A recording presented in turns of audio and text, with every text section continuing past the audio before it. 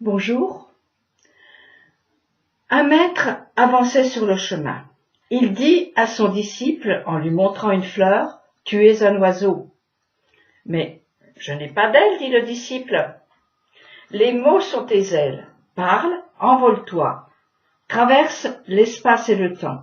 Brise les chaînes d'une histoire qui ne t'appartient pas et qui n'a pas le droit de t'alourdir et de te retenir. » Cette histoire m'a toujours aidé.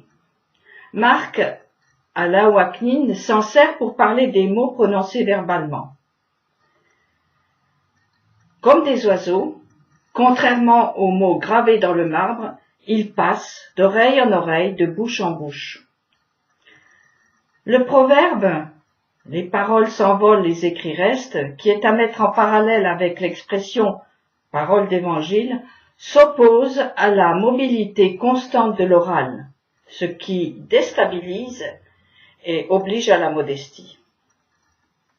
Bien sûr, dans notre culture latine, l'écrit a l'avantage, car il est censé fixer le sens oral, ce qui est finalement bien commode pour imposer une vérité. En écoutant et lisant les enseignements des maîtres d'Israël, j'ai compris que pour eux, les mots écrits sont des cages à oiseaux à ouvrir. L'écrit hébreu, dont chaque lettre est un mot à elle toute seule, est l'exemple type de cette image. Des cages pleines de mouvements, de couleurs et de ramages à libérer. En ouvrant les mots, les lettres écrites, une volée d'oiseaux s'en échappe, comme des pigeons voyageurs sortant de leur pigeonnier pour porter un message au loin. Une image très significative me vient à l'esprit.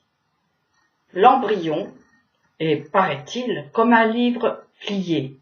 Au fur et à mesure et durant toute sa vie, il va se déplier et laisser apparaître chaque mot qui écrit son histoire. Va-t-il ouvrir les cages et révéler tout son potentiel de vie? À lui de choisir. En parlant, en ouvrant notre bouche, c'est comme si nous ouvrions la porte aux oiseaux. Ils partent, porter leur message, près ou loin, très haut ou très bas. Ils sont comme une armée qui œuvre aux endroits où nous ne pouvons aller. Les mots sont tes ailes, avec toutes les conséquences que cela implique. Parler nous engage et nous responsabilise. Parole de l'Ecclésiaste. Les paroles du sage éveillent la sympathie, les lèvres du sot causent sa perte.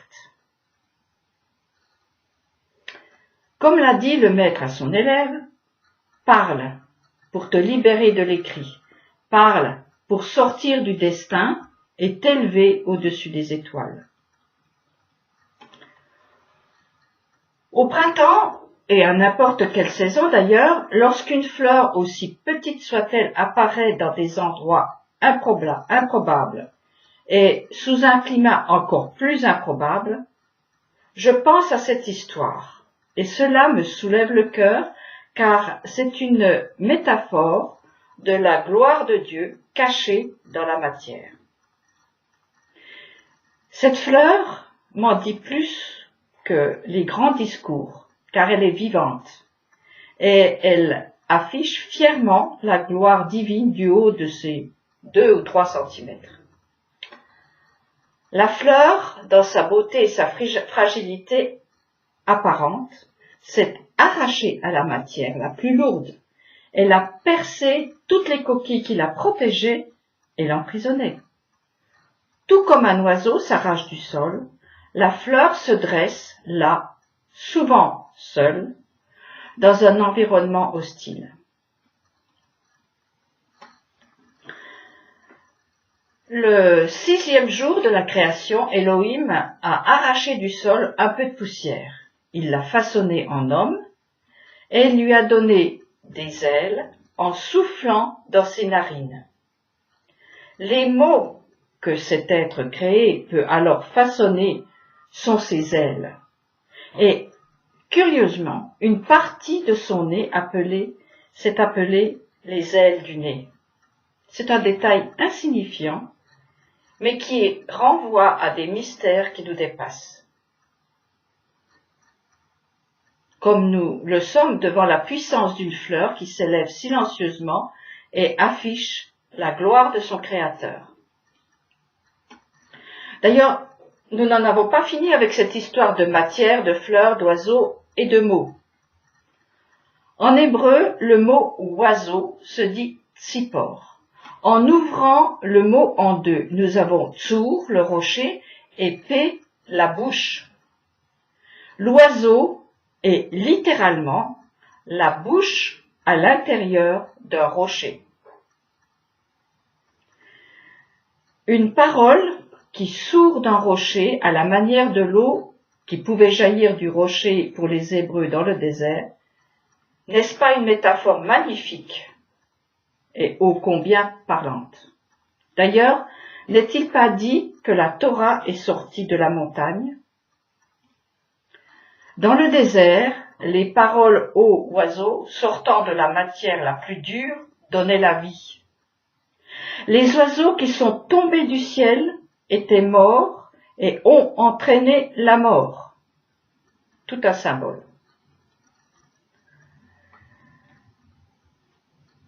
Le Maître du monde a décidé de manifester sa gloire par la matière. Adam avait pour ordre de cultiver et de garder le jardin dans lequel il avait été placé, et pas de cultiver et de garder le ciel et ce qu'il contient. L'oiseau qui s'arrache de terre est vivant, celui qui s'y pose aussi, l'oiseau qui tombe comme une pierre est mort, tout comme les mots lancés du haut d'un savoir grandiloquent sont des pierres sans bouche. Les mots oiseaux combattent l'être donné, écrit, destiné, pour créer des situations en devenir. Ils donnent une plasticité fondamentale à l'être. Les mots sortis d'une bouche, reliés à la source de vie que représente le cœur et la moelle des os, transforment en oiseau le terreux qu'est Adam. Dans la mythologie grecque, c'était le rêve d'Icare, mais le héros n'a pas trouvé les ailes qui lui permettraient de s'approcher du soleil sans fondre et tomber mort.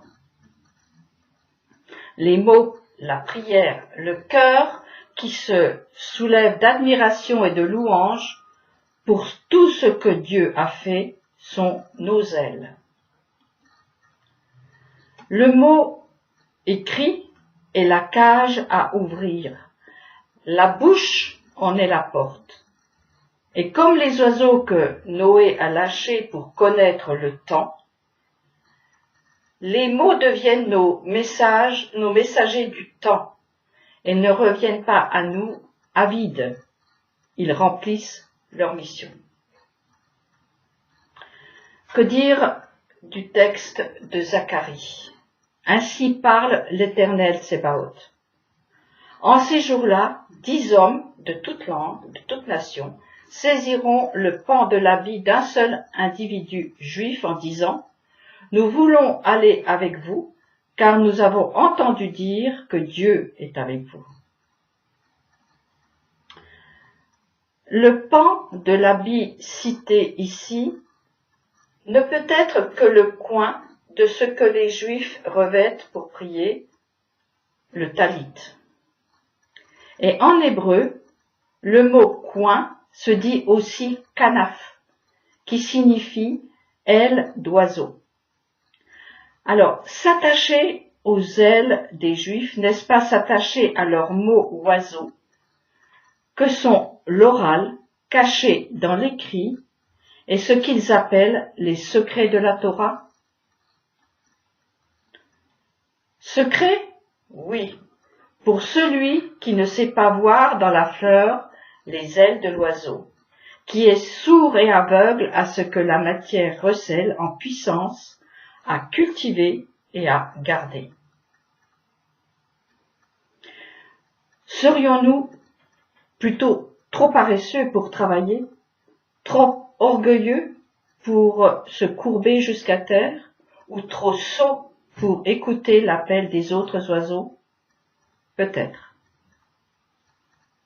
Il est tellement plus facile d'ouvrir la bouche et de gober ce qui tombe, d'attendre des temps favorables, de profiter d'un environnement riche, au lieu de creuser son chemin et être la fleur qui égaiera un paysage hostile.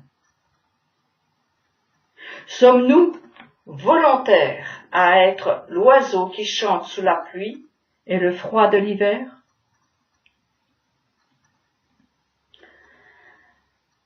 Le nom, à 4 lettres, imprononçable car sans voyelle connue, n'est-il pas un écrit oiseau?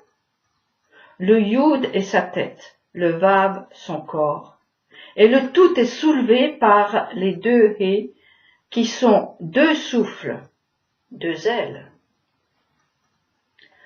Le nom a arraché le peuple esclave de la mort. Comme un aigle arrache sa proie entre ses serres, le nom nous arrachera de cette même mort si nous apprenons à le connaître et à lui faire confiance. Myriam, la prophétesse, sœur d'Aaron, qui prit en main un tambourin et toutes les femmes la suivirent avec des tambourins et des instruments de danse. Et Myriam leur fit répéter: Chantez l'Éternel, il est souverainement grand, coursier et cavalier, il les a lancés dans la mer. Et je termine avec un extrait de la prière de ma femme modèle, Hannah, mère de Samuel. Mon cœur se délecte en l'Éternel, mon front s'est relevé grâce au Seigneur. Je puis ouvrir la bouche en face de mes ennemis, car j'ai à me réjouir, Seigneur, de ton assistance. Nul n'est saint comme l'Éternel, nul ne l'est que toi seul. Aucune puissance n'égale notre Dieu. Cessez, cessez vos paroles arrogantes. Les bravades qui s'exhalent de votre bouche, car il dispose de toute science, l'Éternel, et toute œuvre lui est facile.